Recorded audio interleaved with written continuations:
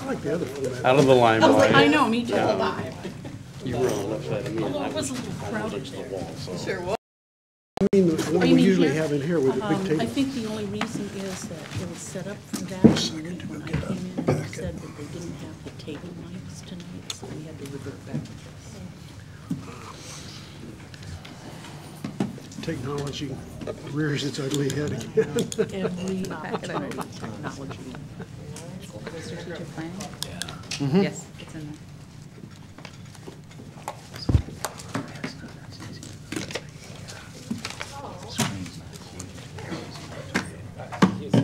He's here. These things. Yeah. That's tough.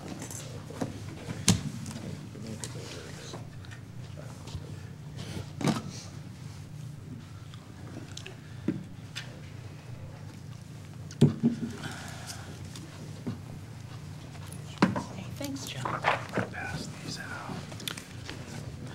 Good evening and welcome to the May 23rd Washougal City Council Workshop meeting.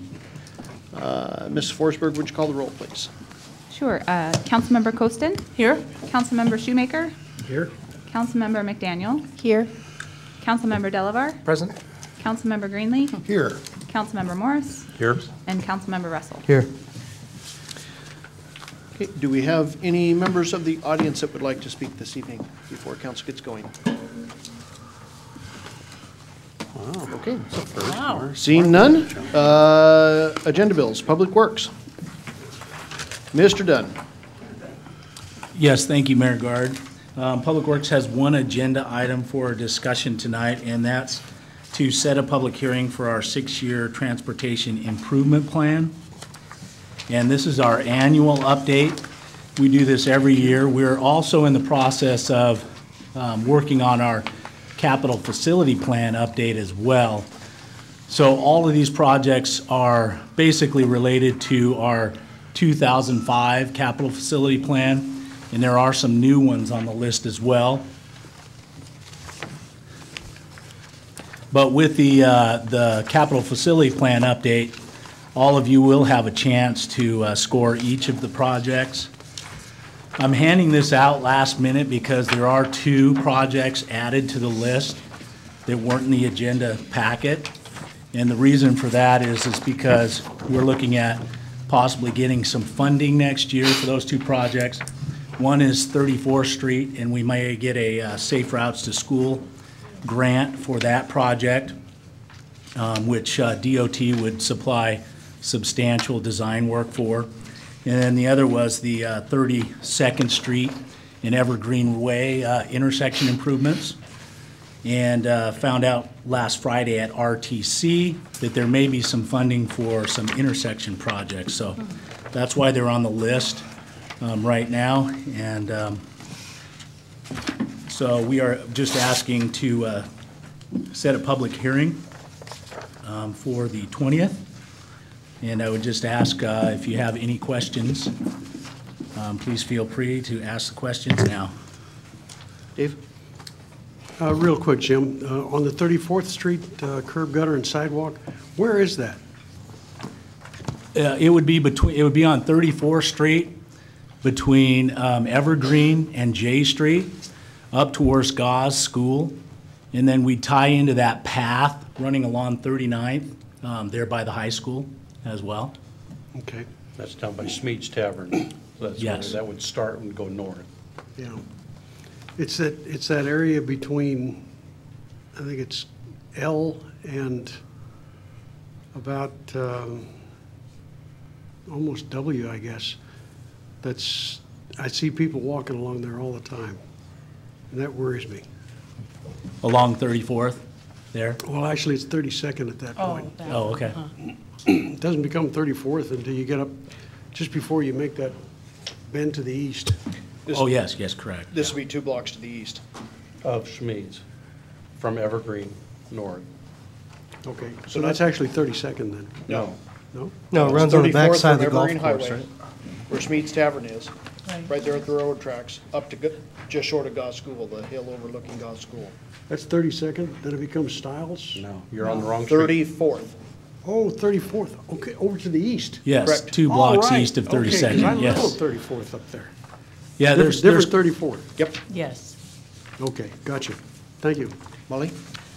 Just a comment, I was at a meeting Friday afternoon in Vancouver, and Pete Monroe and another member of the Clark County staff told me that, reminded me that this will be another round of CDGB funding, and Washougal needed to be in this round for multiple projects, so, Cool. yeah, that's what I think. Other questions for Jim on the agenda bill to set the public hearing? Okay, thank you, Jim. Thank you. Community development. Mitch, take them away in any order you'd like to go on. How about 1, 2, 3, 4, 5? I Excellent. like the way you think. The amendments are for the hearing, or all these amendments are for hearing, set for hearing on the 6th, June 6th.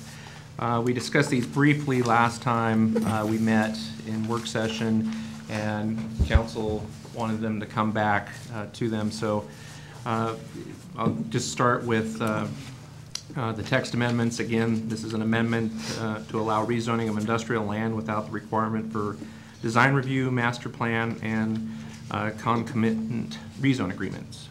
So, Any question for Mitch on the text? Dave? Quick comment, Jim.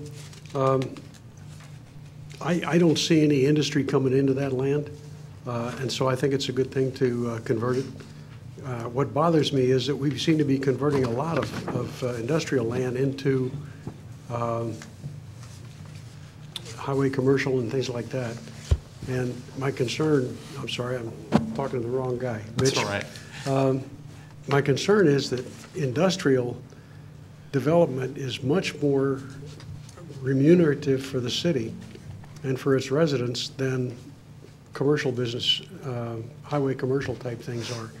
And I think Camas recognized that years ago when Nan Hendrickson did all the infrastructure over there, which Camas is today benefiting from. My concern is that we go too much in the direction of highway commercial and away from the industrial, and we take ourselves out of that competition.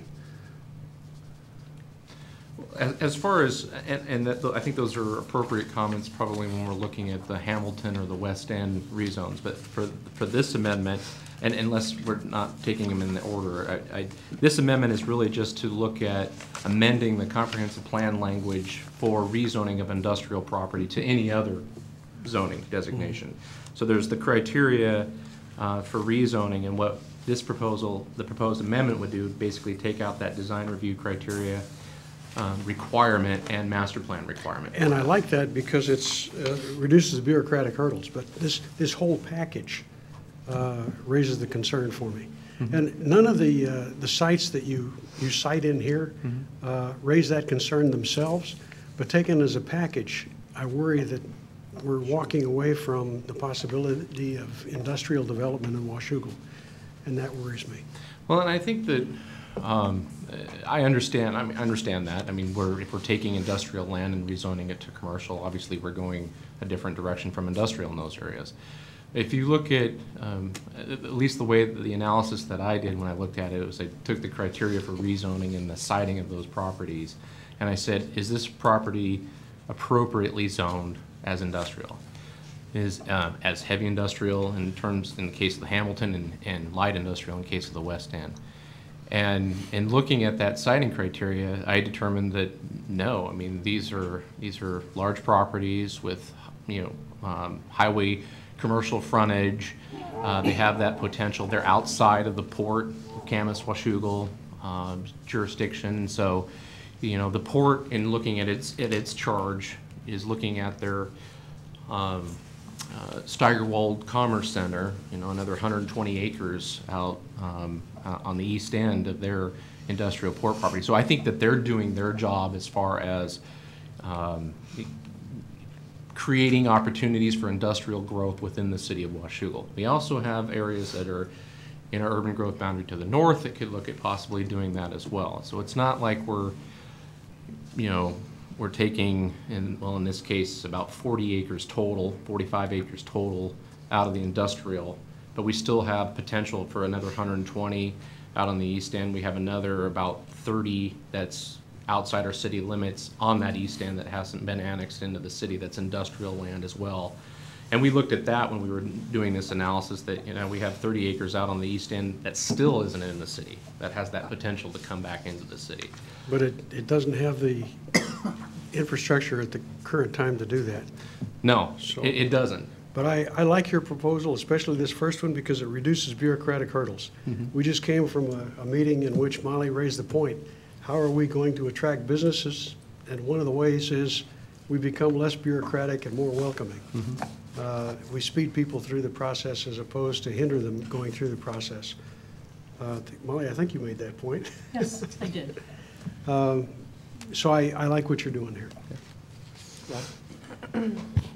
Mitch, on the second page, after the cover sheet, number 3 says existing industrial employment uses are encouraged to remain and expand, which I think that's a good idea. I mean, you're not trying to change that aspect of it. It's just to make that permitting process and those types of review processes more streamlined. Isn't that correct? Yeah, and it's, the rezoning of, from this section in particular is to rezone industrial land to something other than commercial.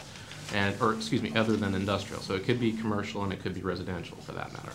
But the idea is that when you do that, you're not all of a sudden saying these industrial uses can't be there anymore. They can continue, they can stay, they can, you know, do what they need in order to keep going. In the case that we're dealing with now, there's not a lot of industrial uses that are, you know, in jeopardy of continuing, but that criteria still is applicable, and there was a finding that, you know, we're not driving anybody out of business.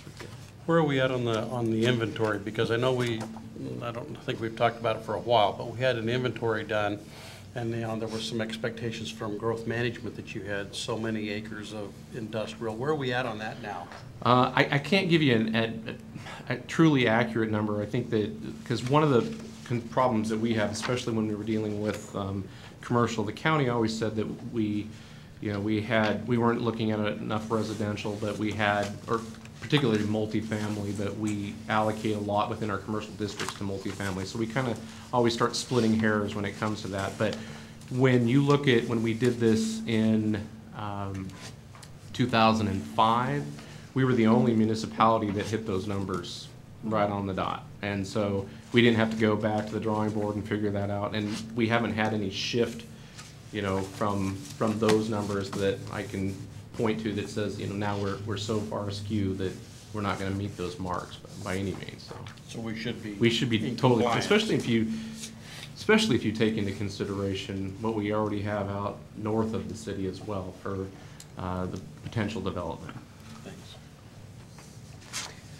Any other questions, comments on the text amendments? Okay, number 2. Number 2 is LeBrun. This is just a comprehensive plan amendment change. The property is located within the Woodburn Hill sub-area. It actually has an approved development already on it. That development proposal is good until 2012, I believe, and about for 180 lots. This is clearly, in my estimation, an error that was done at the time, and it should have been single-family comprehensive plan designation all along. So the proposed amendment would just change the comprehensive plan designation from multifamily to single-family. Questions? Moving to number 3.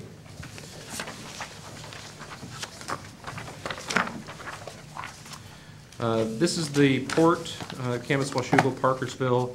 It is the proposed amendment would designate approximately 4 acres that is currently commercial, highway commercial. It would designate it as parks, open space, and industrial public on the zoning map. And this would be for the area known as the Parkersville Landing Park. The port was a proponent of this as well. They actually made application originally, but the city undertook the effort as part of the rezoning. So the port is very much in favor of the proposal. We've had several comments in favor of this one as well. Questions on the park rezone? Number 3. Number 4. The west end, it's approximately 30 acres, currently zoned industrial. It has a mixed-use overlay on a portion of it as well. The proposed amendment would change the comprehensive plan designation from industrial to commercial, and the zoning would change from industrial and that mixed use to highway commercial. And we had a couple of comments that I've noted in here, and but also some in favor and some opposed within the neighborhood to the north.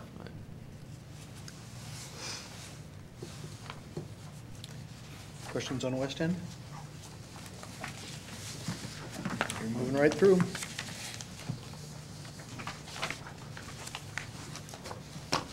The last proposed amendment is the Hamilton property, approximately 15 acres, currently zoned heavy industrial.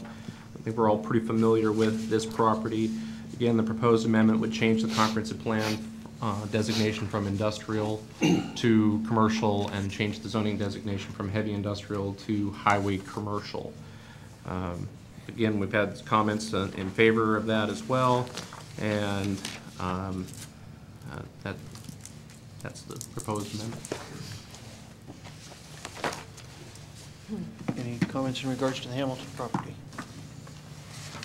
Well, one comment I would make is just requesting that interested members of the public please come and testify at the hearing.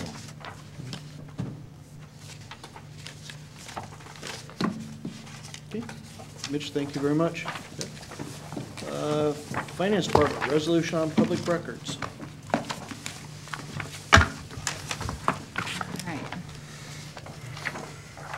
So the Public Records Act requires cities to adopt reasonable regulations for public records requests.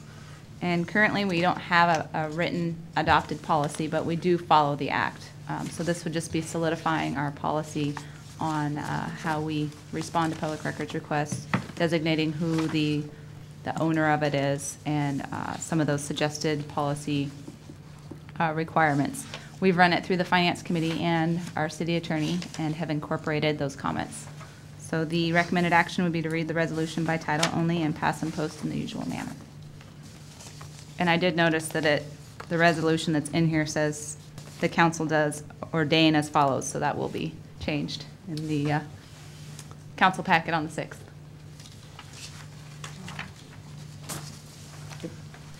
Any questions for Jennifer on this one? Okay. Citywide indexing. All right, this goes with the Public Records Act policy, and it requires agencies to maintain and make available a current index of public records. It also states that if maintaining an index would be unduly burdensome or interfere with the agency, a city must issue and publish a formal order. So we are putting together that it would be unduly burdensome to keep an index going back to the beginning. But moving forward, we would have the index. We just aren't going to retro back and create it. Questions, comments? Okay. I just wanted to make a real brief comment that I'm really glad that we do have a policy moving forward that we're going to keep an index.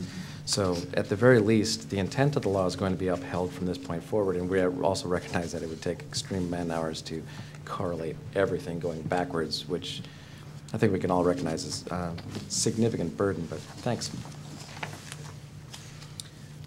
Okay, community center use lease agreement for elections. All right, this is an annual agreement that we have for the Washougal Community Center to be an established polling place for the upcoming general election and the primary election in August. So we just need the mayor to sign the attached agreements to ensure that we have that polling place available. Any questions? Wow. AT&T cell site modification. All right, we have received a site lease, we have a site lease agreement with AT&T for the cell tower, and they have sent us a letter requesting some modifications to the tower. We've run those through community development, our city attorney, and it appears they need approval from us to make those changes. And it looks like they are modifying the existing antenna with new cabling. So I don't think it's, from what I've been told, it's not anything major. It's not going like 500 feet higher or anything like that, but it's just making some changes, and they need the council approval. Rod? I have a question for you, Jennifer, and that is that I don't know exactly off the top of my head how that process goes of increasing that fee that we charge them for rental of the dirt, I guess, if you will. But if we open this lease agreement, is it that a time then to look at the, make sure that we're getting compensated fairly with the site plan? I mean, they're opening the contract. Should we take a second look at it and see what prevailing revenue is in the county for? Well, even another question before that one, are they up to date on their payments now? I believe so, yes. Okay. They actually are wanting to go to significantly cut the payment. Well, that they pay. significantly cut the tower down. It is, we certainly have the option of letting them know if they're not current on payments, and we have some remedies and stuff in there, and worst cases, the agreement goes bye-bye, and They're the tower ones does that as dug the well. hole and made the investment and putting it into the, citing that. Yeah. And Dave or Jennifer, have you been able to follow up and see how widespread that is with AT&T? Is it throughout a lot of their system, or other jurisdictions getting the same request for those that have them on municipal properties? I haven't had a chance. I have not. I know in their initial letter, it seemed to indicate that they were going through and looking to rewrite an awful lot of them. So all that to say, I don't know how successful we'd be in trying to get them to pay more. Our approach has been to not pursue that conversation with them, but we have not looked at the other side of the coin either. Well, I know that at one point when we were interviewing the engineers through that city engineer process, one of the questions that was raised was citing cell phone towers on top of the Zone 4 reservoir. And it sparked that thought that not only are we talking about Zone 4, but we have some cell phone tower, cell phone paraphernalia on top of the standpipe up there, And so are we doing that correctly on those things that AT&T or any other provider wants us to help them out, provide the coverage? Are we doing it appropriately, and are we doing our job, Don? As far as I know, if they're located on our facilities, that we've got the appropriate agreements in place. I think it's a marketplace, certainly. And that's all I'm asking for, Yeah. is just what the market bears. There's nothing to keep us from doing a market analysis. We just haven't pursued it. It hasn't been a priority to pursue it. I just wanted to mention a quick call to Camas School District, probably. They have a bunch of cell towers up on that school that's halfway up Everett. Garfield, I'm sorry? on Garfield, Yeah. there for years, Right. and the city has them on their water towers. That middle school, yeah. Yeah, I don't think we have to Okay. reach out very far to find other entities in our county that are doing exactly the same thing, and are we in the market? We can check. Check that. Mayor. I would just want to be clear about what we have in front of us, that it's simply just pursuant to our current lease agreement.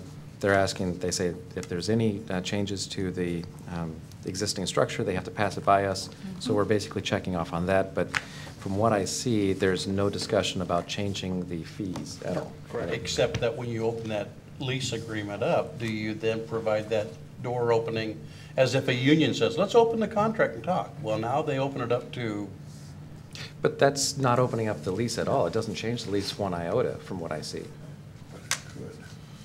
How could it? No. Depends on how badly they need to do the upgrades. Which includes the financial piece. I'm just, I don't see how that could change the lease agreement, because what they're asking, what's before us is simply just approval or not approval of them changing their property that's on our property that's leased. is there anything in the correct terminologies here, in the site lease agreement that addresses financial payment? Section 6B, I don't believe so. Okay, if it's not addressed in it, then you're right, Mike, Yeah. it's not. I'll double check to make sure, but I think curious. that's just If, for if, the substantial changes to the actual tower. I don't think it addresses payment in that line.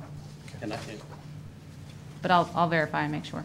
Molly? Well, at least when I look at this, having done some of this work before, it looks like they're just upgrading and adding equipment, like an LTE equipment is like what they call a line trunk equipment. It might be just a module or something, so they're adding capacity. Because they're adding capacity, which might be newer technology, they're gonna have to modify the existing antenna. It could be something very straightforward, but I don't think it has anything to do with, you know, fee payments or structure. And especially if it's not addressed in that particular agreement. Exactly, so this is just equipment upgrades. Any other questions on cell towers? Okay, thanks, Jennifer. Chief, surplus shotguns. The resolution before you tonight from the police department is dealing with some surplus shotguns that we have. These shotguns have been replaced some time ago by patrol rifles and have just sitting in the department. We would like to trade them into a law enforcement distributor. We've used this distributor in the past, and they in turn give us credit where we can purchase future items from them. So the recommended action would be read by title only and pass prohibition. The usual manner. Michael? Yeah, I have no problem whatsoever with us surplusing these. That makes complete sense. And I just was actually looking for the resolution, and I assume we'll have it before next week. Yep. All right. Yeah. I originally thought it was an agenda item, and then I noticed there was a resolution, so. Sorry about Don will that. provide that for us, Okay. to where it'll be in your packet before the next meeting. Any other questions for Chief Mitchell? Thanks, Chief. And Mr. Scott, interlocal agreement with Port of Camas, Washougal, and the City of Camas for joint economic development. Thank you, Mayor. Very brief staff report. We just held our joint work session with the City of Camas and the Port of Camas, Washougal for the interlocal agreement that would get us started on a joint economic development effort. You have copies of the current draft of the interlocal agreement and the attached documents. Based upon some of the comments and feedback from council members and commissioners this afternoon, I would anticipate some possible changes or tweaks to the interlocal agreement, and we'll get those out to you as soon as we've had attorney review and the three staffs have gotten together to make sure that those are the appropriate changes. We'll get those out to you as soon as we can, so you have as much time to review that. The idea is to have it, the interlocal agreement before you on the 6th, and the action would be to authorize the mayor to sign the interlocal agreement. Questions, comments? I actually have a comment and a question. But first I want to make my comment. I am fully in support of the interlocal, just so everyone understands that. And I also think that Paul Dennis is a fantastic choice for the group that we're going to hire to lead this up. But I have a question based on ethics and an ethics policy that I read about in Camas's ethics policy, and I'm just concerned about whether or not Paul Dennis can be hired based on the city's own ethics policy. And I don't know if you're familiar with it, but I brought a copy and I can pull it out and read it to you, but I'm concerned. There's a 1-year hiatus that's required of former employees of the city of Camas before they can pursue a city contract. So I have not personally researched the Camas ethics policy. the only reason I know about it is because of the Ethics Policy Review Committee. Right, And the and fact that- that we've been reviewing policies from many different cities. Right, understood. And Right. this is something that Caught your stuck out to attention. me Right. because, you know, this is coming before us. Right. So. I can mention that although I have not directly researched that specific question, I understand through conversation that there is not a violation of Camas's ethics policy, but I have to qualify that to say I cannot say that with any certainty, nor would I be the person to opine about that. I think that would Right. be Camus's city Of attorney's course. functionality. I do know that this professional services agreement is with the port and not the city of Camus, and it would be then with the CWEDA or SWEDA, the Camus Washougal Economic Development Association, and not the city of Camus. And I believe the other facet of that was explained was that that particular policy was not applicable to the mayoral seat or to the council seats. But again, I need to qualify my comments to say I'm just, that's the information that I'm aware of. I have no direct opinion on that specifically, have not researched it specifically myself. But I've got those assurances, I guess, if you would, informally, in conversation with the staff there. Rod? I have a question, Jennifer. Did it say an employee of the city can't do it for a year? Yeah. Because my understanding is we're not employees, we're elected officials. So is there a distinguishment between those two, if in fact that's exactly the way it reads, as an employee can't do it? Right, right. Well, I posed the question, and it was, let's see, where is it? It distinctly does say employee code of ethics and policy, so on and so forth. But the problem is that where is it? It's the next page? No. Where is it? Mm-mm. Jennifer, if I may, while you're looking that up, I have another question. Right. Would you explain the time frames as to when it started looking like he may apply for the job, his business would apply? Did he bail out at that time, then Scott Higgins started showing up? I'm trying to figure out a time frame because I wasn't involved with it. So, in other words, he didn't sit through the whole entire process, or did he sit through the entire process? No, he did not. I can't tell you when Mr. Dennis began to contemplate in his own mind the potential for being a respondent to the RFP or the RFQ. I think that's an important distinction. We use the term apply for in the position.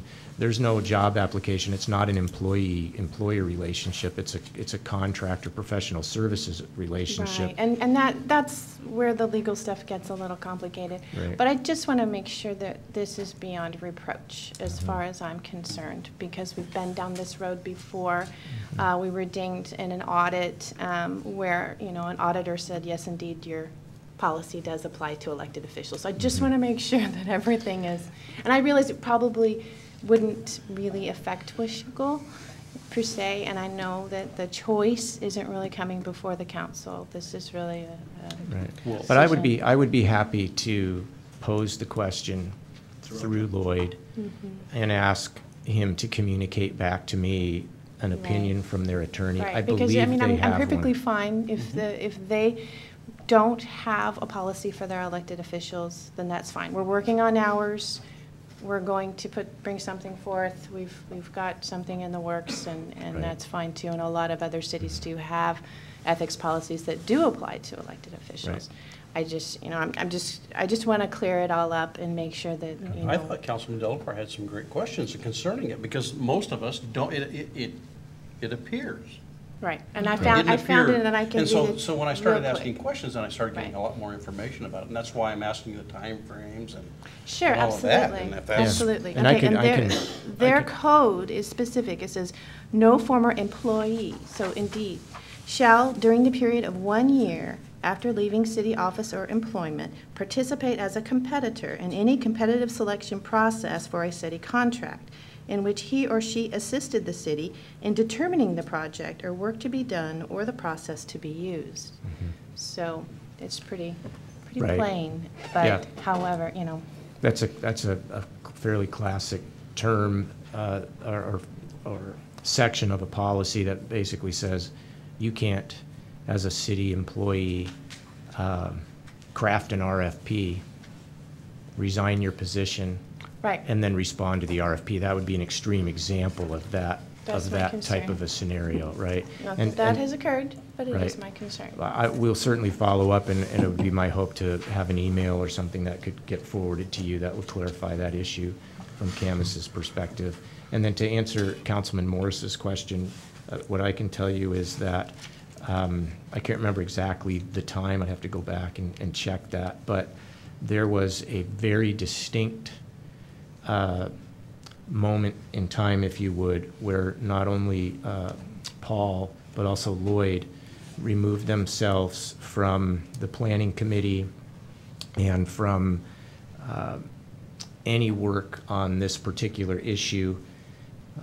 We basically, it became a Washougal and Port of Camas Washougal project at that point. Yeah, there And were Camas, no staff members, no electeds from Camas whatsoever, not Right. Scott, not anybody. Phil Cam- walked away from the meetings, Right. everybody. Camas basically completely removed itself from the process and deferred to the other two parties until it came time to review responses to the proposal and to and then have interviews. At that time, Camas felt it was important for them to be represented, and they asked Doug Quinn, who is a member of the Camas School Board and one on the management team at Clark Public Utilities, and I believe a former employee of the city of Camas, basically to be their representative in the response screening as well as in the interview process.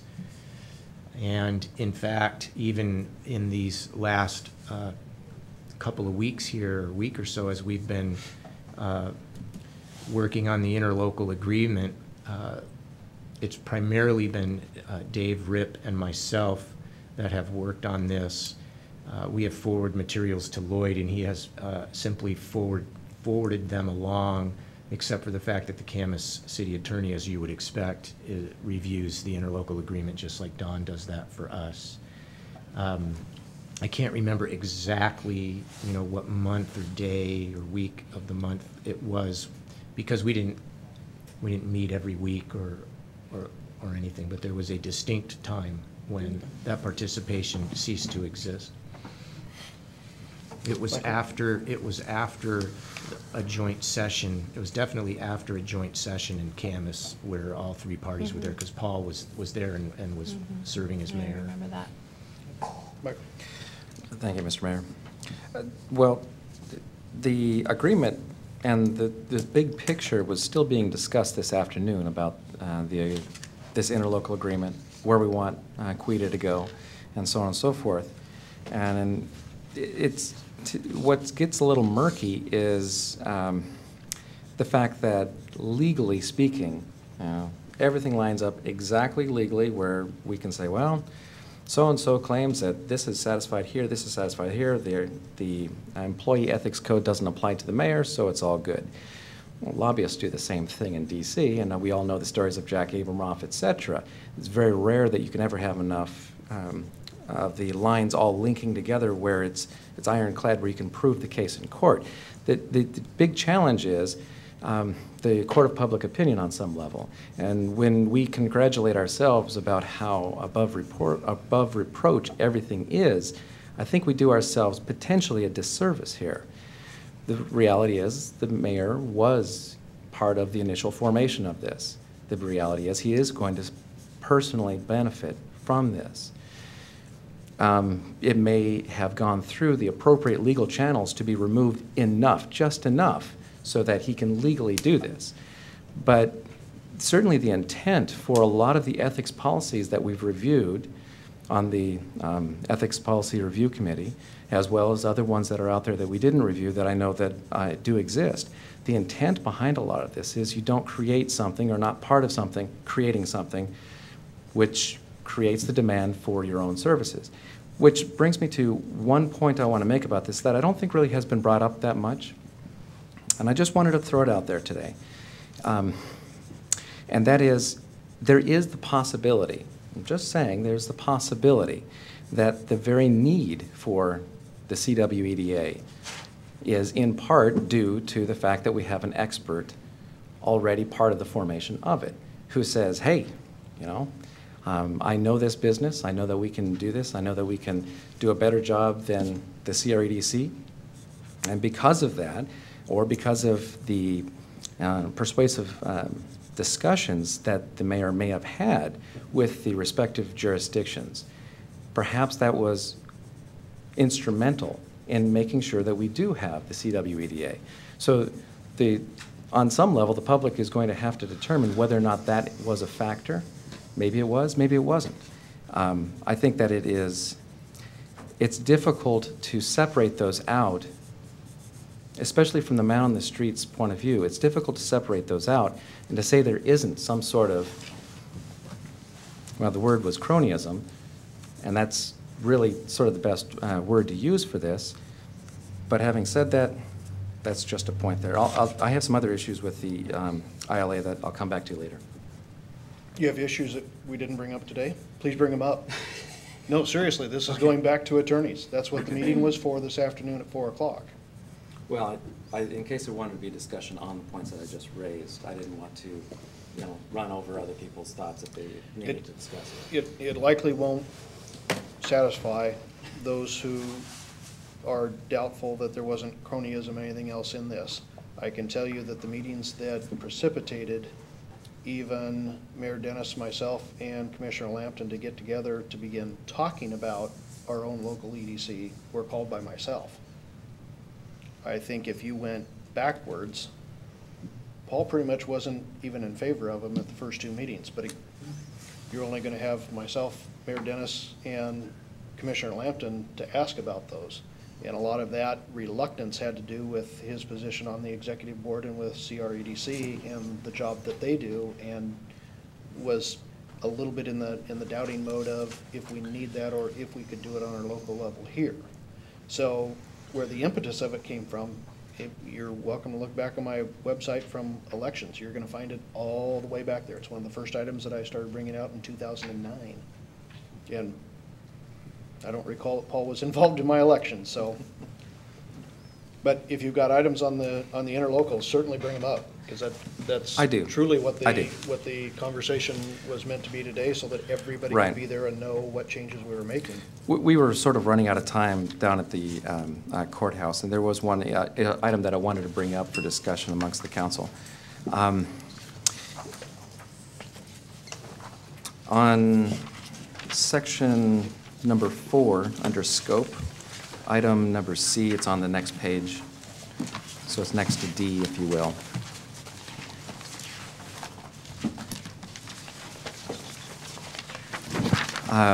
There's a sentence which I take exception to, in part because of philosophical position that I have about planned economies and central planning.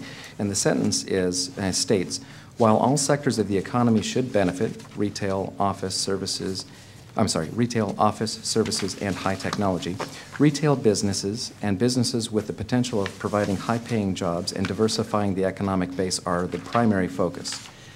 And I can understand why we would always want to have a diversification of all of the businesses and the economic base that we have.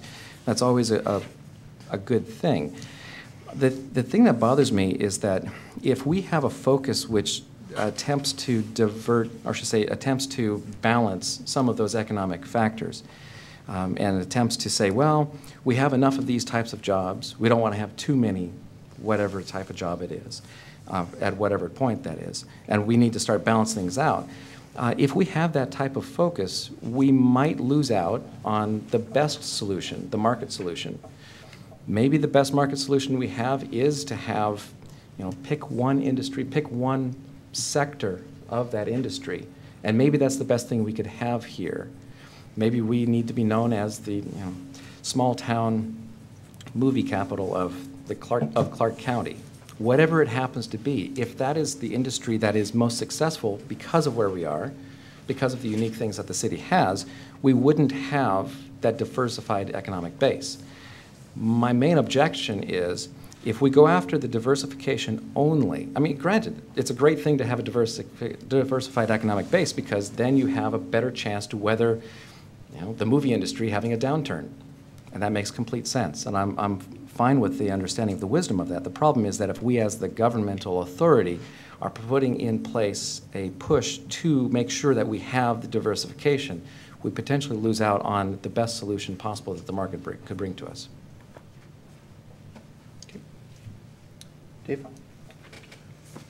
Well, I'm torn in two directions here because Paul Dennis is obviously the best candidate that was presented to us for this position. And I want to thank Michael Delavar for raising this issue. I want to thank Jennifer McDaniel for her usual thorough research. I'm always impressed.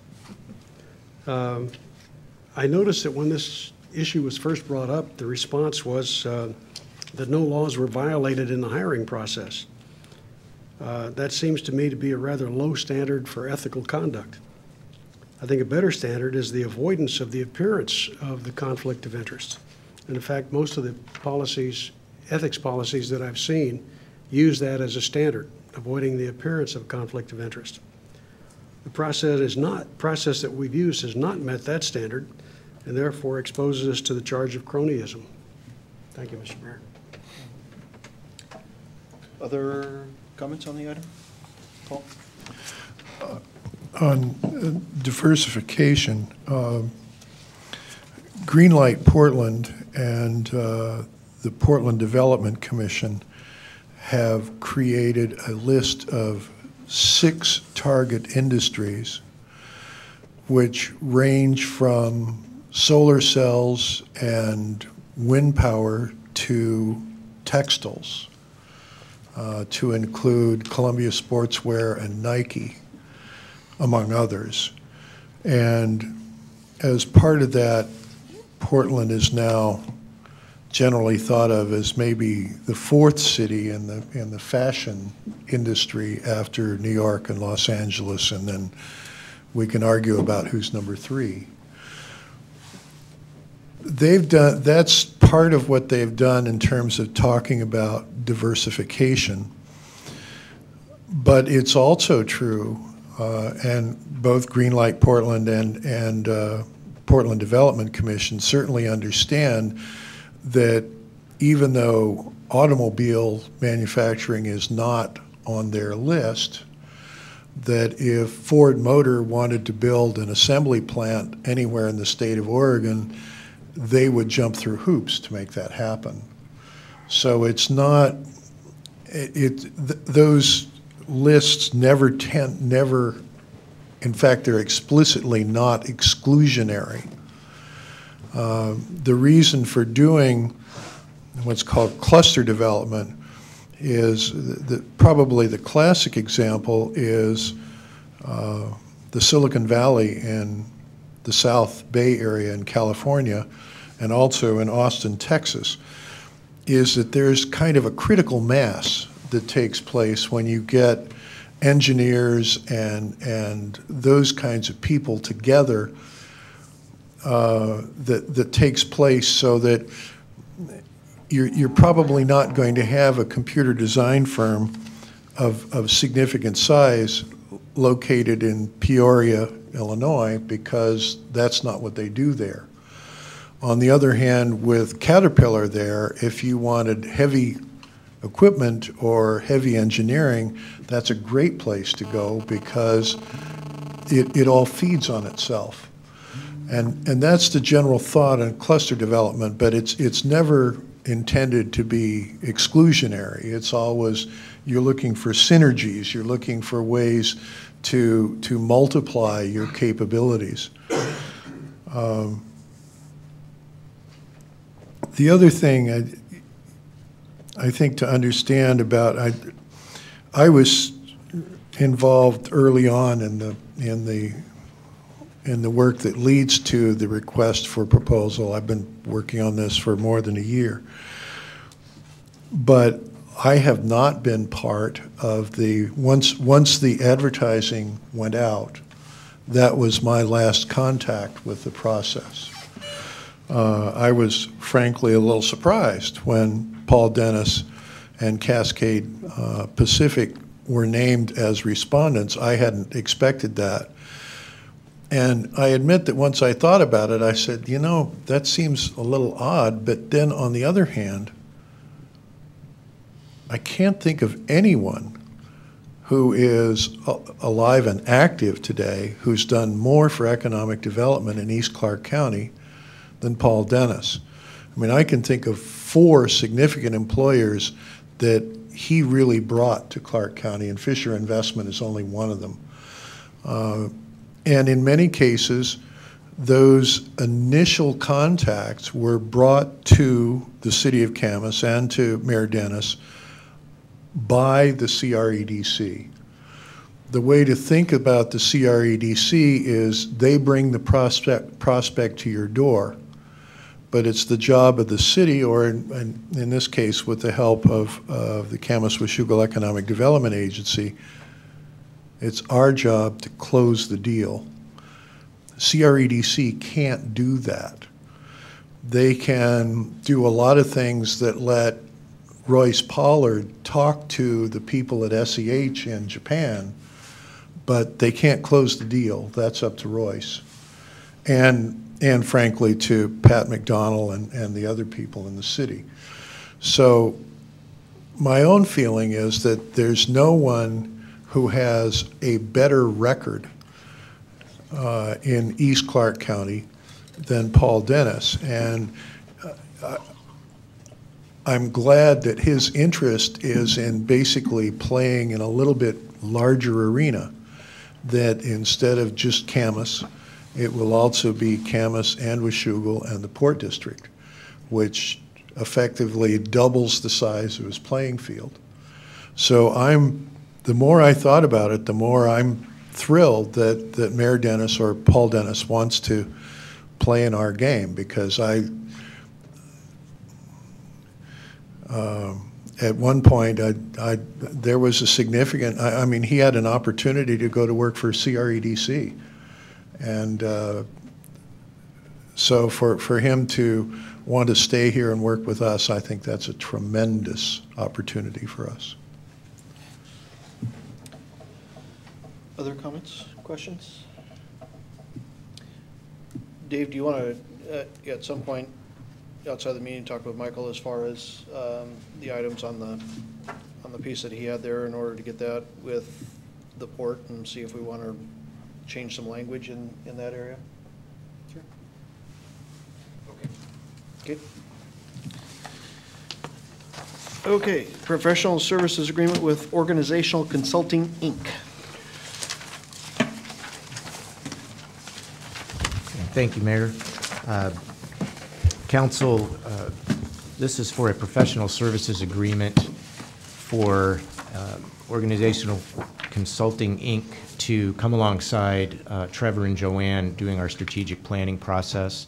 As you may recall, when we were discussing this item and doing the in-house project, there was a $20,000 appropriation for our strategic planning effort, and we were to leverage those funds to make the organizational changes internally to provide the opportunity for Trevor and Joanne to step off of the line and move into this special project.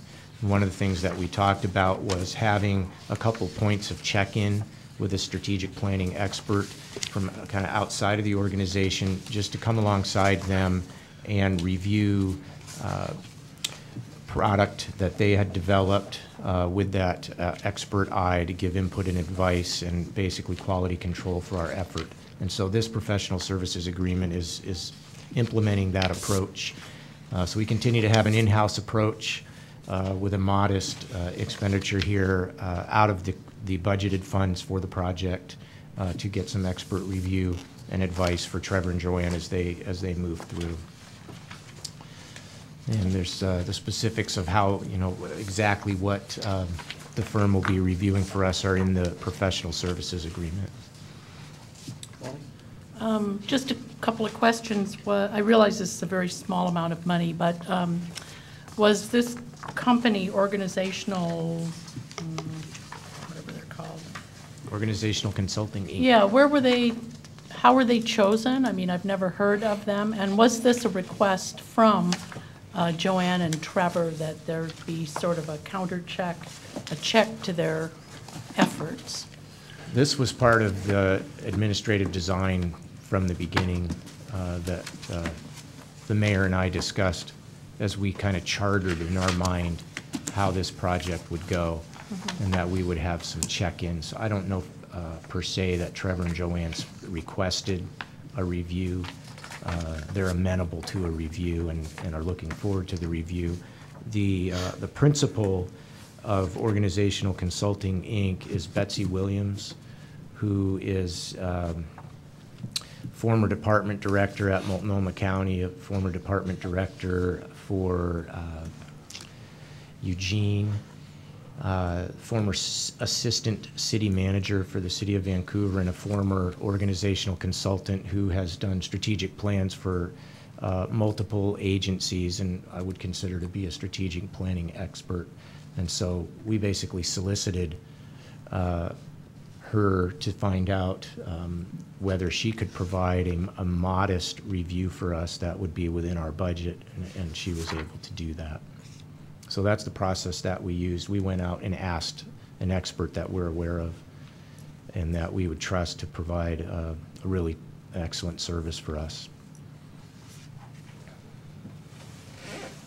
Dave, will we get a chance to see this thing before it's reviewed? Will we get a chance to see the draft before it's reviewed? The scope of work that we have here is not to review an actual strategic plan. In the professional services agreement, there are 3 tasks that would be performed by the consultant. The first is to... I understand you're reviewing the planning process. Correct. And evaluating it. Are you going to brief us on that before the consultant gets a look at it?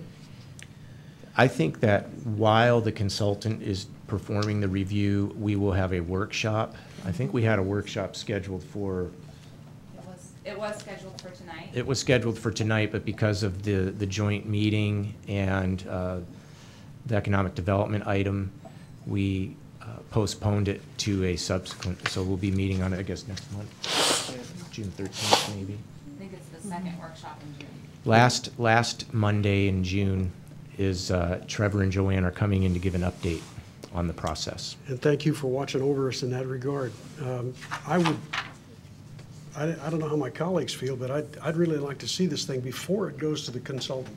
Oh, yeah. I'd like to see the concept of what it is we're going to do. I've seen parts of it. I've consulted with Joanne and Trevor on portions of it. But I'd like to see the whole concept before it goes to a consultant. Mr. Mayor. This consultant meeting is just a midpoint check-in or a quarterly check-in? Is that? No, it's more before we start taking, and we've started doing some of the interviews already, before we start taking the actual program on the streets, if you will, and out into the public in a wholesale way. More of a check to make sure that, one, the way that we have, and we've consulted with, Joanne and Trevor have consulted with a lot of different people and a lot of different entities and how they went about theirs and what worked, what didn't work, that type of stuff. And I've taken all of this, thrown it all into a pot, and then taken out the pieces and said, we believe these are best suited for the city of Washougal for us to move forward as we try and begin cultivating all of this information that we'll bring back to ourselves. What this is really a check-in, and it could come after the presentation, it could come before. It's really, I think it's 6 of one, half of the other.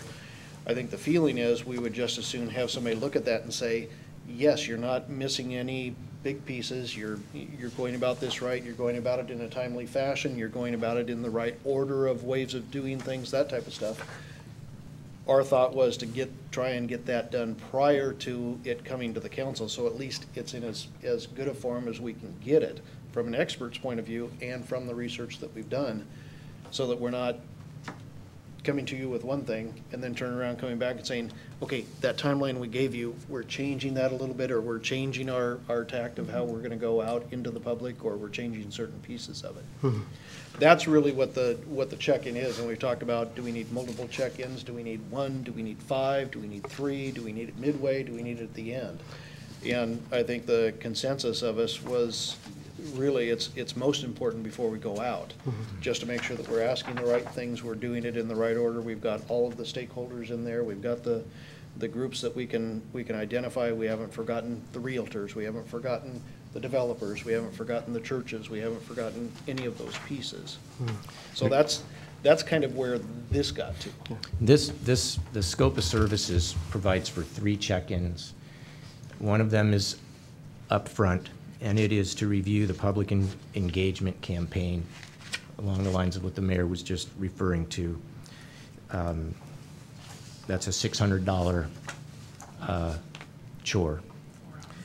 The second task will come later in the project, after the public engagement campaign has been completed, and that's when there's an advisory committee formation and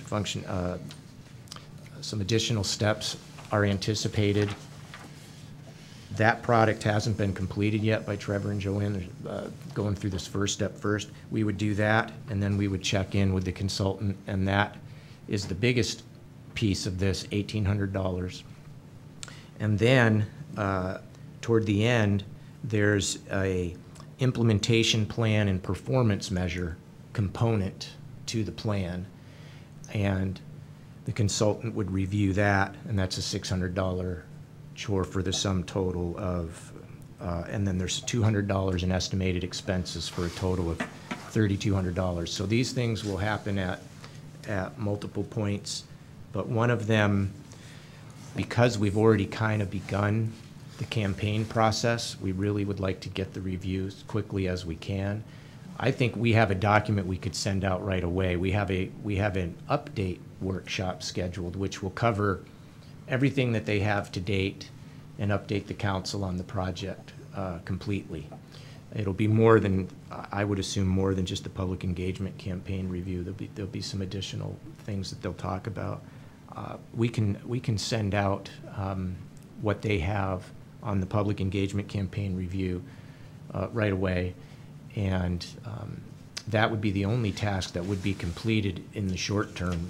However, the agreement that we're asking for authorization for the mayor to sign prospectively engages the consultant for the other 2 tasks as well further down the road.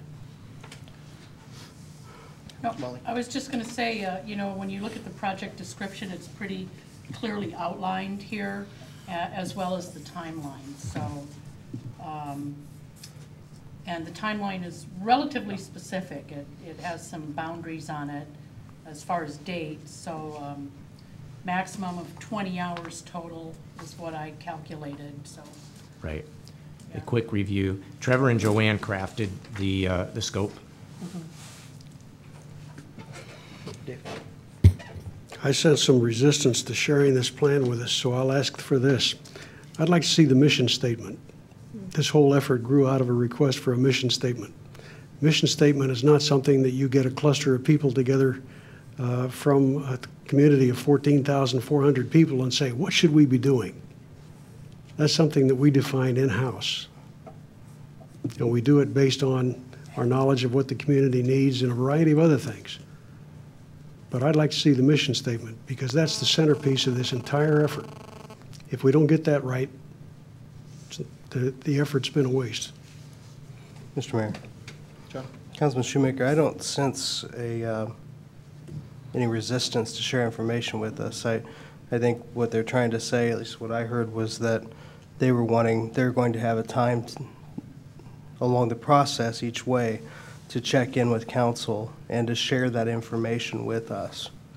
I understand, I share your concerns with the mission statement, but I don't sense any reluctance from the mayor on this. I think they've got it set up to where they will provide information to us, at least if that's what I heard. Mm-hmm. So I'm satisfied personally with that. So Yeah, again, you know, if all things had been equal, and I think the other piece of this evening's agenda, and the reason that we pulled this off, is we were anticipating from the last workshop that you all had some significant discussions you wanted to have on some rezones. So we put those specifically on the agenda, and that's when we started looking at the agenda, went, this is potentially going to get real long on top of another meeting earlier, and took that off. where that would have come in, you certainly would have had the presentation this evening at the same time that this was coming forward as well.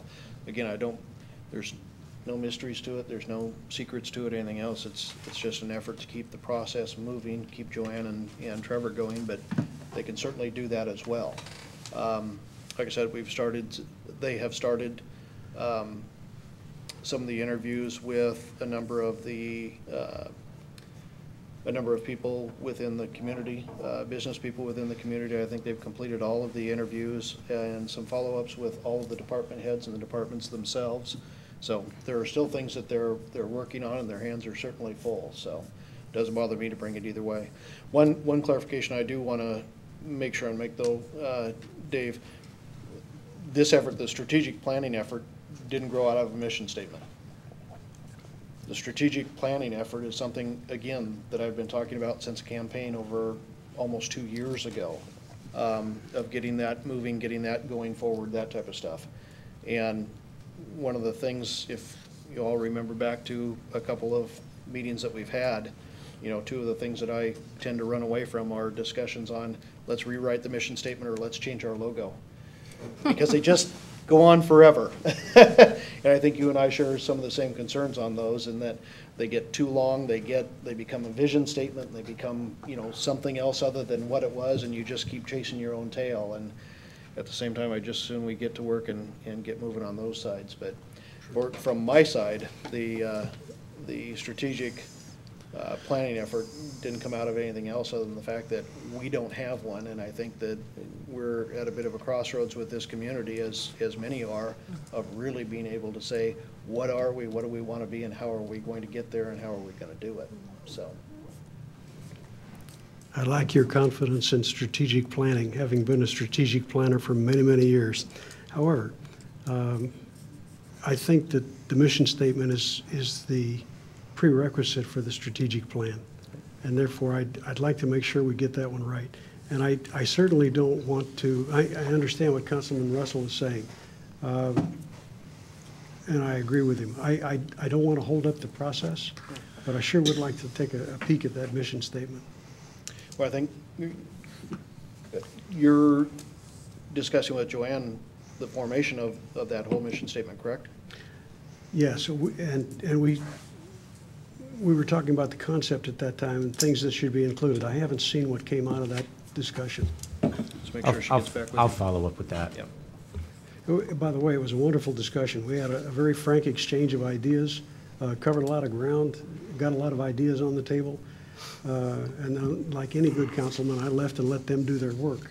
Yeah, I think from the, I mean, Joanne and Trevor, God bless them, give us short, concise updates. But I know Joanne had noted after that it was a very fruitful conversation. Sure. So, yes. I kind of have a question, if we can kind of go over the timeline, talk about when all of this started, when exactly did it start? Because I want to find out, you know, when we plan on being wrapping this up and moving forward, and you know, the performance measure review, I assume that's at the end and that sort of thing. Toward the end, right? Right, because I noticed that the contract goes through February of 2012, which is a leap year, it looks like. So if you could just kind of go over when we started this. Right. I think the effort started in earnest probably in March. That's what I thought. It was a little bit of a delay. First week in I know we had March. talked about it at our planning retreat. Right. We talked about it at the planning retreat, and with the consensus of the council for an in-house approach and leveraging the $20,000 appropriation in the way we've been discussing here this evening, we started to put that ball in motion, and just with schedules and different things, we weren't able to fully have Trevor and Joanne come off the line and really begin in earnest with the project and move them into their new location until the first week in March. Okay. So we have about 2.5 months into the project. We have not set a firm deadline for the end of the project.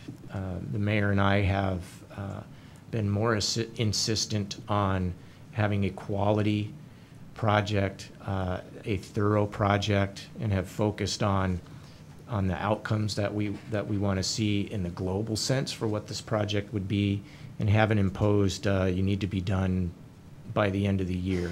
Originally, we talked about trying to be done by the end of the year. That was before we didn't get started until first week in March. We're hopeful that sometime in the first quarter of 2012 that we would have a final project ready. There will be a lot of check-ins along the way, though. So you wouldn't, the council won't need to wait until the end, you know, to see that. I think there'll be a lot of check-ins along the way. This professional services agreement provides for enough time so that we don't have to come back and, you know, if the dates kind of move out. That was my next question. Right, coming back for more money. Right, I don't, we're not anticipating doing that. We want to fully leverage the $20,000 appropriation that we have to do the best job that we can. And right now, this is the amount that we targeted for this part of it. There's some other expenditures, as you can imagine, that are required in order to execute the project. I don't want to say that we wouldn't need another $500 or $600, you know, scope from the consultant based upon what happens. And if there's money in the 20,000, I wouldn't want to say we wouldn't come back. But the design here was to try to avoid that. But I don't want to say that we would never come back. So we're hopeful to be done, you know, by the end of the year. But the mayor and I have tried not to superimpose that in such a firm way that the pressure is on, in a sense, that the quality would suffer. So we're trying to find that balance point, if I can speak for us, Mayor, that between that quality But you've and been the getting timing. regular updates? Weekly You're updates. getting something? They send I us just don't want weekly them to be updates. isolated in that little building, Oh, no. all by themselves and no one checking in. and no one, you know, including them, and especially then they're still employees, so. Right, need you know, to still they attend the weekly interact. department heads meetings. They're in the Okay. weekly department That's head great. meetings. They're part of the leadership team. We engage, and for example, Trevor's actively, and just as an aside, Trevor's actively involved in one of the primary staff on the city engineer recruitment, for example. Okay. So, yeah, they're not gone, but we're trying to be sensitive to the fact that they're off the line so that they can fully devote themselves to the project As much as possible. as much as possible, knowing though that, you know, they do get pulled in a little bit. And Jim and Mitch are very capable Oh, yes. in stepping absolutely. in. We get weekly reports emailed to us. That's and- great. Well, I mean, I'm looking forward to actually receiving a report myself. I've met with Joanne as well and had a nice long conversation with her, so I kind of know where they are at this point. But it would be nice to have something as a council, just as a heads up to where they are in the process and, Okay. you know, I think what's the next step. We're that sort scheduled of for the thing. 27th. Would that suffice for the council, that the information in your packets for that meeting would be that update for you? Okay. We'll plan to make sure that's as thorough and comprehensive as an update as we can make it for you, and That's, yeah. have everything available to you, and That make likely- that a fruitful session item. It likely won't be the only item on that agenda, so if you are tracking on your calendars, you might make sure and leave ample time for that work session itself. Their presentation is not short, and that was as of a month and a half ago, so it's fairly in-depth. I don't know, Dave, when we really need to bounce it off of Joanne and Trevor to make sure that they're comfortable with it, but you know, once we get to a point where we've got that benchmark with the council of where we're going to, and truly, that's a check-in back in with yourselves as well, to make sure that there aren't things that you're thinking of that we don't have already put into that process. I don't know that we can't release those weekly updates out to the council as well. I mean, there's nothing, Some of it is literally just the raw work product that they have done for that week. There may be things as far as certain comments or things that they get back that aren't ready for prime time yet from some of their interviews or that type of stuff, or that are more at a staff level than for public consumption, but I think we can deal with that easily and still get the substance in there. Pardon? Better not send it to council. Then it's No, I public think- information. We'll take a look at it. I mean, Yeah. primarily, these reports are updates on the activities and accomplishments that they've Yeah. achieved, what the next steps are, what they're working on, what they're going to be working on. I don't want to create additional work for you or anyone on your staff, but. It's not, it's out distribution to council. It's just And- an email. Yeah, as long as and it's already going out now, I can tell you it makes for good weekend reading. Some weeks, a lot of reading. But no, as long as they understand what the use of it is, they'll certainly be appropriate in that. Yeah. Okay, so bring this back for council meeting on the 6th, hold off on this. What would be your, I'm fine with it. I'd say bring it back. okay? That takes care of the agenda bill items that we have this evening. We're now at that point for any public comments. Larry? Larry Keister, Washougal. I want to urge you to continue with the interlocal agreement with the port and with the city of Camas. Remember, this particular point, we're only talking about establishing the interlocal agreement. We're not getting into details yet. There were some great questions that were brought up at the previous meeting tonight, questions that can be addressed easily before we get too far into the process. I am under the, okay, I'll speak as a member of the public. I'm goal-oriented. I want to see goals come out of this, but I don't think we should nickel and dime the details yet as to who is going to, take us down this path or what company. I do believe that Mr. Dennis and his company would probably represent the community the best because of his experience in our community. But and I don't think that I think that there was a lot of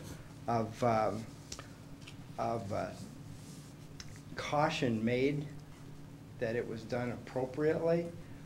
I do know that the original idea for the agency came from the port. It was not from the city of Camas, and then the port got Mayor Gard involved. So the direction was from the port. So I think that right now let's focus on getting the interlocal agreement established and start moving in that direction. It's a great opportunity to establish that team effort with some really key players involved. So, thank you. Thank you, Larry. Any other members of the public? Mike?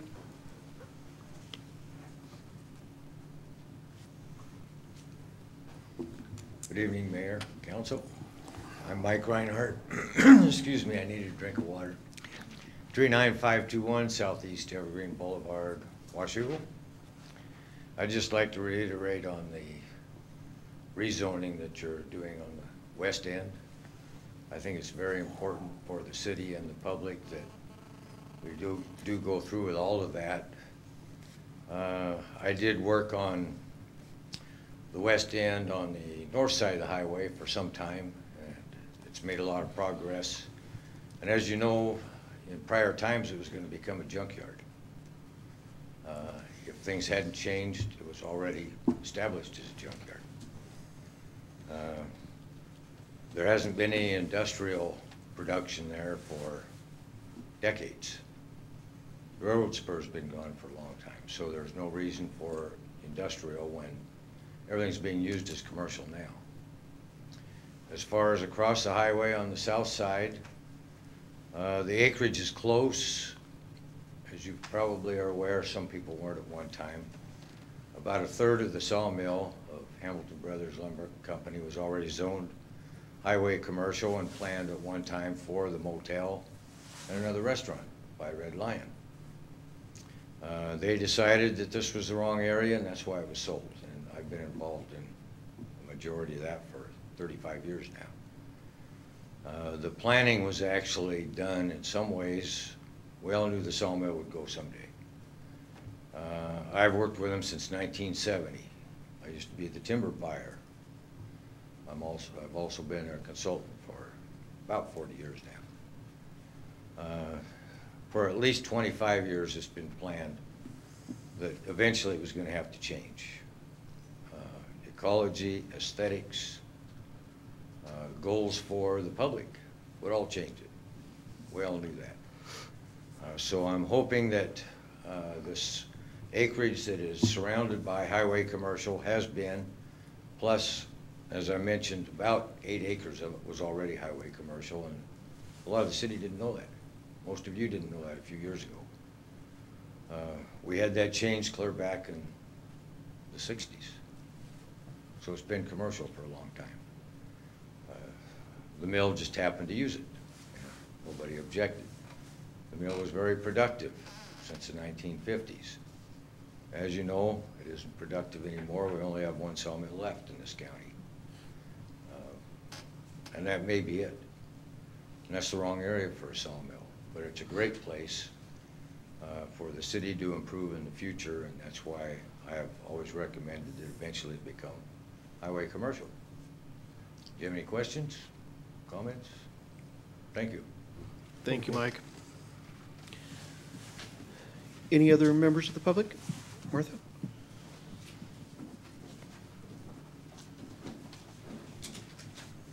Martha Martin, Washougal.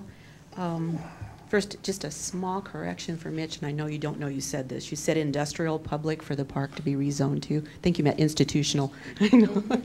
You'll see that on YouTube now. It'll be all over. And we're really glad that you're considering the rezone of the park. We're very excited about having that happen. And it's quite exciting when you have many, many thousands of people who are supporting that. So pretty cool. Just a comment on the process of your concerns that were brought up in regards to the recommendation. I don't think there's been an actual selection, although the committee has. You haven't selected. It's just the committee is making the recommendation to the port, and the port is going to actually do the public or the professional service agreement. There's been a lot of information that you've had and internal information that your staff has had. The websites and the media haven't been utilized as well as they could be. And maybe you can still do that. Get the information out to the public. You're going to get pushback. It's normal for the public to be skeptical. That's our job. You know, skeptical of government? Shocking. Why would we do that? So when you have an appearance of something that even could be the best choice, and I think it is the best choice, by the way. I think Paul's an excellent choice. The problem is people don't know what the other choices were. They don't know who those people were, what their qualifications were. And this isn't something that you actually had direct control over. I called the port and said, where on your website is the information about the other candidates? And I was told there is none. So no one could look that up and find out who these people were, what their qualifications were, and do just a kind of a comparison, because it could have been made really obvious. So my concern is I don't want you to waste your time convincing the public that this is the right choice. I want you to work on this and do this and get it going and get some momentum. So maybe you need to have some better communication. It can be done. It's pretty simple.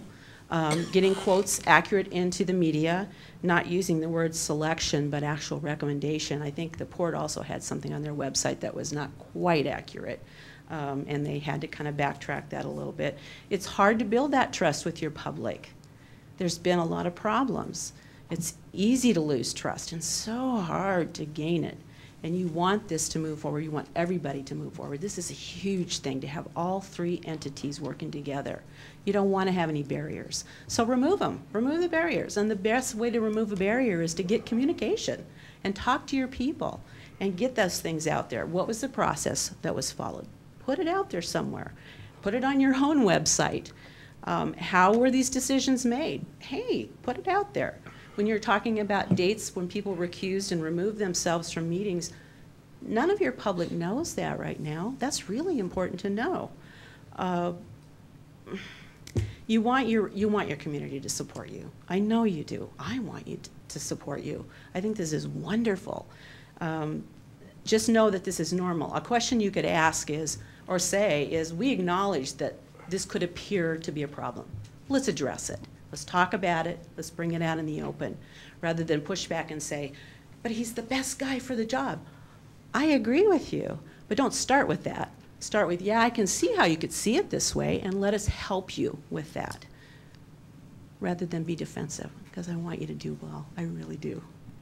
Thank you. Thank you, Martha. George.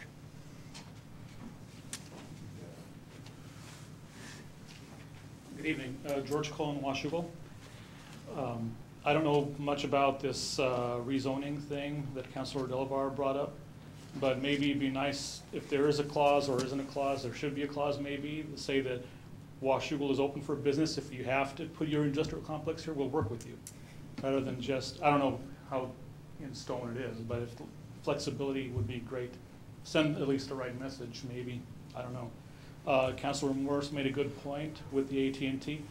You know, they double and triple and quadruple the capacity of their new cables. So does that mean they're also going to generate that much more revenue, but yet the city's only getting what the initial contract said? I think that'd be, but then again, the industrial standard, I don't know what that is.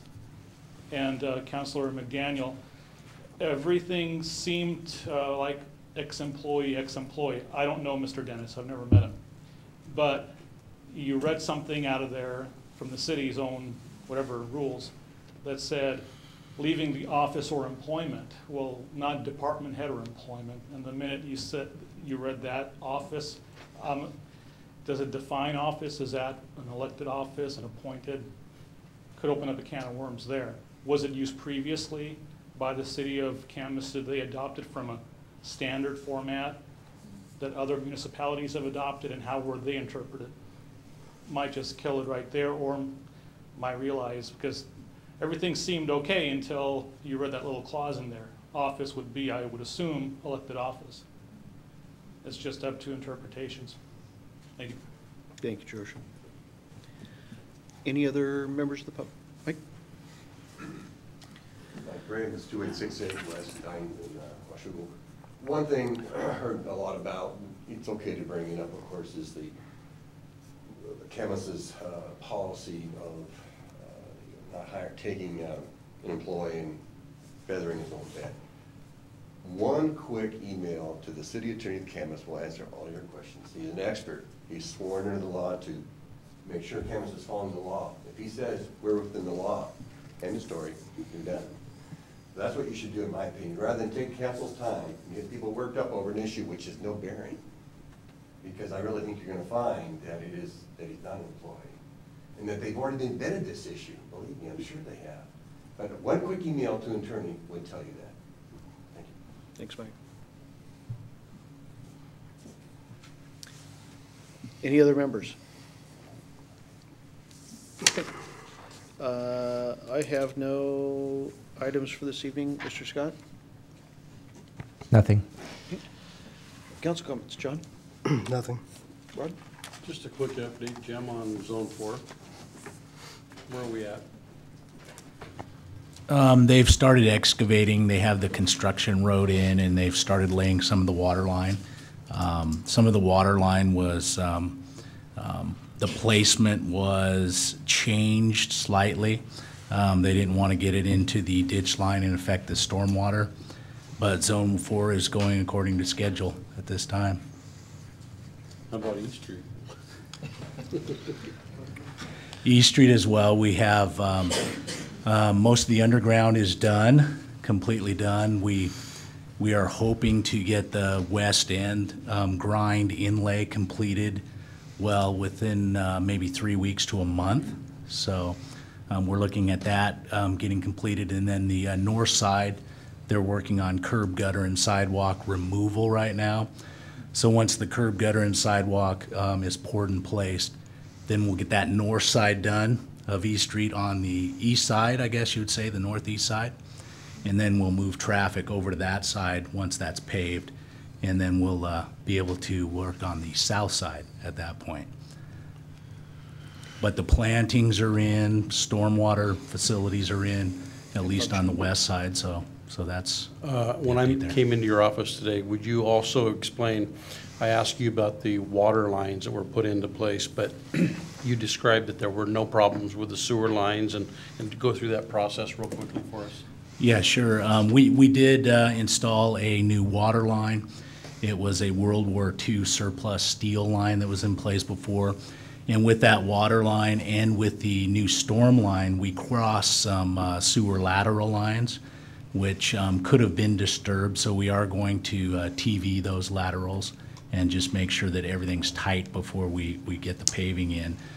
It was determined early on after some TV work on the main sewer lines that the sewer line was in good shape, and so we didn't address the sewer line with this project.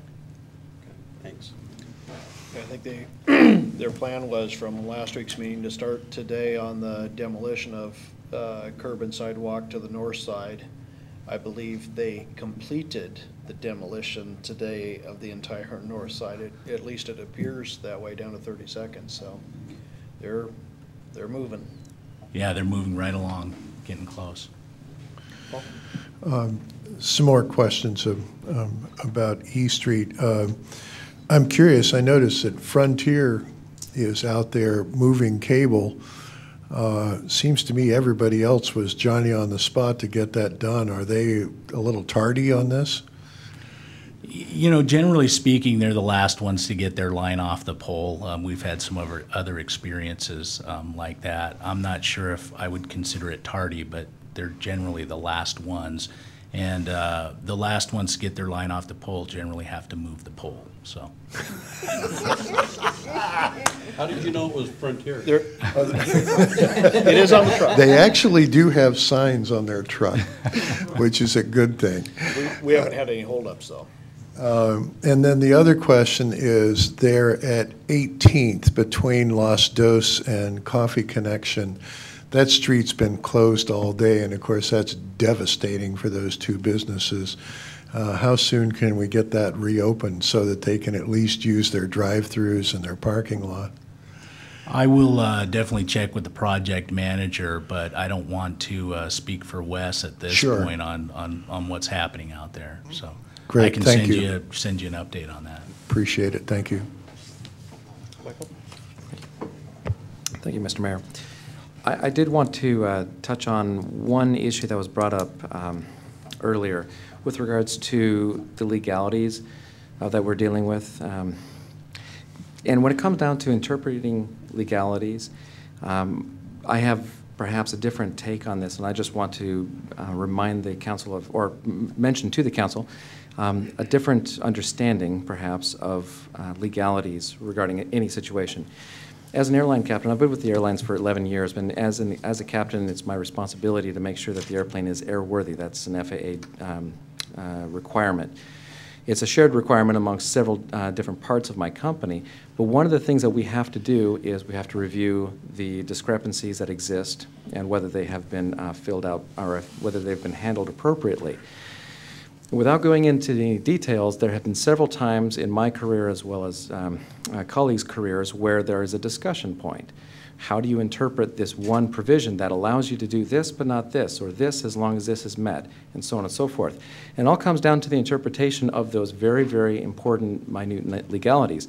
And what I've discovered over the years is that if you have a mindset that I would really like to get to the overnight, or I'd really like to go home on this last leg, is there any way I can interpret this so that we can get there? That you're more likely to end up with an interpretation that allows you to continue flying. If you have the mindset that you want to be careful and cover yourself in case there's ever a question and you're called in on the carpet and have to defend, why did you accept this airplane? You're going to review it slightly differently. I've been on both sides of that issue, and there are long stories. I'll be happy to tell anybody who's interested. But the point is that if you only consider the legalities in light of one of those perspectives, you could very easily end up on the wrong side of an issue. I am sure that Mr. Dennis is very capable of the job, and I want to make sure that's very clear, that I do not have anything against Mr. Dennis. And I certainly hope, and I hope more than anything else, that the CWEDA, if it is established, is going to be wildly successful. And I hope that we can find some good opportunities for our city. And I yield the floor. Jennifer? Is it council comment time now? Okay, great. Yes, I know that there's some festivities going on this weekend for Memorial Day at the cemetery. Unfortunately, I won't be able to attend this year. I have in years past. I'll be out of town. But I wanted to wish good luck to all of those organizing the event. I hope it goes very well, and I will say a little prayer that the weather cooperates and that it's a dry day, and so everyone's high heels won't sink into the mud, like mine did last year. And I will tell my fellow council member Shoemaker to please break a leg with his speech. I'm sure it'll be great, and I will be very sorry to miss it. Try to live up to your expectations. Dave? Nothing. Molly?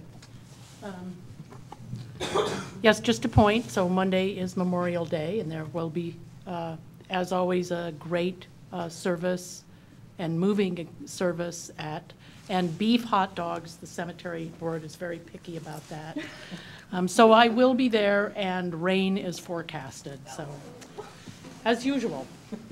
And that's all I have. We live in the Northwest. Come on. Mr. Mayor, just real quick. Yes. Today I was traveling on East Street and at about 5:25 today. And as you know, that's a pretty busy time. Everyone's coming home. There was backup from the stoplight heading eastbound. I mean, all the way back to Los Dos almost. We had people turning off and making U's to go around and miss the intersection because they didn't want to wait for the light. I know when I made the request last time to speed up the light from where it was, I was hoping that that would be done on a daylight timer, so if it was nighttime, it would be a little faster than if it were day. The way it's set up now is very fast, and you're only getting, I counted, each time the signal turned, you were only getting 5 cars going through. And so you continually had this backup from on East Street. So if there's any way that we can remedy that and get that somehow on a timer to where it's longer during the day and shorter at night, that would be really great. Thank you. Okay. Any other items? We're adjourned. Yeah, I gave mine back to Jennifer already and tossed it on her desk. Michelle at Coffee Connection says that she's within 2 weeks of going out of business.